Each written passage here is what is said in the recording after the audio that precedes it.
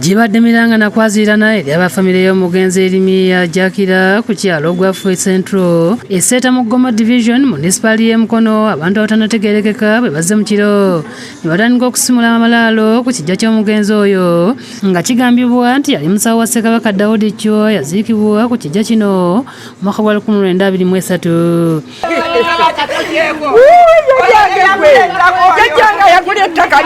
Omusasi waffe watuukidde mu kifo kino nga malaalo agasinga gakoneddwa era nga abamu ku bannannyinigo balabiddwako nga batema emiranga wakati mu kulumiriza omugagga Kato David Kigondo okuwamba ekijja kitudde ku yiika 3 n'abagaana n'okuzikako omuntu omulala yenna abeera afudde. Lwaki mwonoona wano ekijja kyaffe ne mukifaananya bwe muti ne mukuba amayinja bwe mutyo?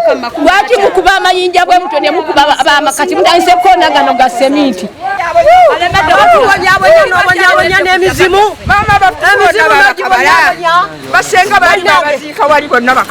Wabula akati nga bafamire eno bali mu kunyolwa omu ku bakozi b'omugagga agambibwa okukoona amalaalo gano azze okulaba ogubadde era kabuze kata bafamire bamwambalire nga bamubuuza kye baviiriddeko okukoonakona amalaalo g'abantu abeefiira edda.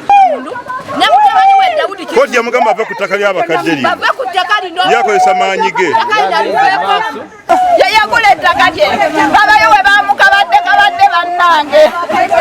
Omukozi ono ng'ategeerekese nga ekyeswa Emmanuel ategeeza nga naye bwe yennyamidde ku lw'abantu abazze ne bakoona amalaalo gano kubanga naye ategedde ku makya nga amalaalo gakooneddwa era n'avumirira ekikolwa kino. Naye kino ekikolwa ky'okugakuba ate nange kinkubye wala kubanga tekimpeesa kitiibwa kulaba nga ate gakoonebwa ng'ate bwe buvunaanyizibwa obumpeesa okukuuma. Abafamile nga bakulembeddwamu Mukadde Rose Nakanja Kuranga ssaako Ssetumba Moses batulaze ensala ya kooti omwali abalamuzi 3 nga baasalawo nti ettaka lino omugagga Kato alyamuke kubanga talinawo bwannannyini wabula abakadde balabiddwawo ng'ate amalaalo gaabwe batandise ogasimogola. Ffe twabagamba baveewo era twagenda buli wamu twatuukawo mu luwaayo yonna tuwadde kwa Abiru yatugamba ffe twasinga omusango wano twasingawo wano waffe waddizi waffe naye ate bo baalemerawo.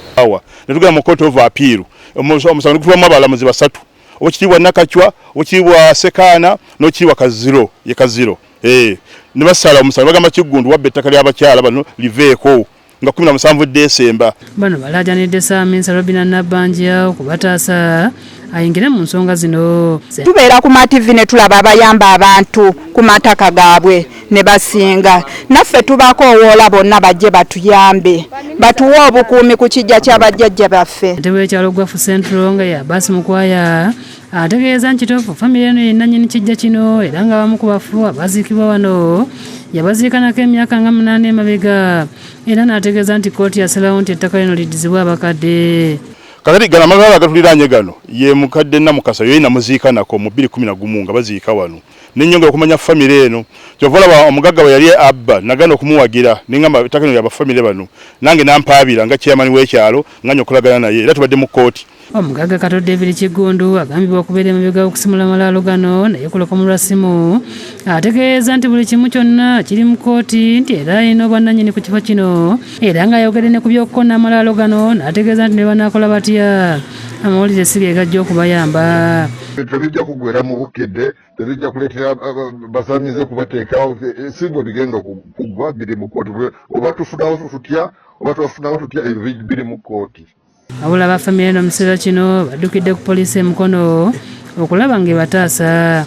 Omwogezi wa poliisi mu kampala Emira Richo Kawala akakasizza nga waliwo abantu abalumbye famire eno ne basimula amalaalo wabula poliisi eri ku muyiggo okulaba ng'ebazuula. Mukono egguddewo okunoonyereza oba general inquiry file ku byekuusa mu kusengulawo ebijja ebya famire. David Msika Lyankolo yakusakidde eggulu eno ku Lwabukedde TV.